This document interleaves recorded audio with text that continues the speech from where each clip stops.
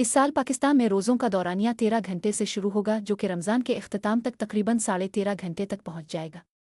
सबसे बड़े शहर कराची में रोज़े के दौरानिये में रोज़ाना तकरीबन 1 मिनट का इजाफा होगा और ईद अल फितर से कबल कराची में इफ्तार का वक्त शाम 6:49 होगा। रमज़ान के आगाज़ में कराची में इफ्तारी का वक्त शाम 6:36 पर था, जबकि सहरी का वक्त सुबह 5:36 था, जो रमज़ान के इख्तिताम तक सुबह 5:05 तक हो जाएगा। दीगर शहरों में ये औकात मुख्तलिफ हैं, ताहम सब जगह रोज़ाना 1 मिनट का इजाफा होगा। पाकिस्तान में रोज़ादार औसतन 13 घंटे रोज़े की हालत में रहेंगे, ताहम दुनिया के कई ममालिक में रोज़े का दौरानिया 17 घंटे तक भी होगा। दुनिया भर में इस बार रमज़ान अल मुबारक मार्च में शुरू हुआ है और हर साल ये 12 से 13 दिन पहले आता है, जिसकी वजह से रोज़े के दौरानिये में भी फ़र्क आता है। अरब नशरियाती इदारे अल जज़ीरा के मुताबिक रवां बरस सबसे तवील रोज़ा ग्रीनलैंड में होगा, जहाँ मुसलमान 16 घंटे 31 मिनट रोज़ा रखेंगे। दिलचस्प बात यह है कि वहाँ पहले रोज़े का दौरानिया 12 घंटे 56 मिनट था। आइसलैंड में आखिरी रोज़ा 16 घंटे 29 मिनट, जबकि फ़िनलैंड में 15 घंटे 30 मिनट का होगा।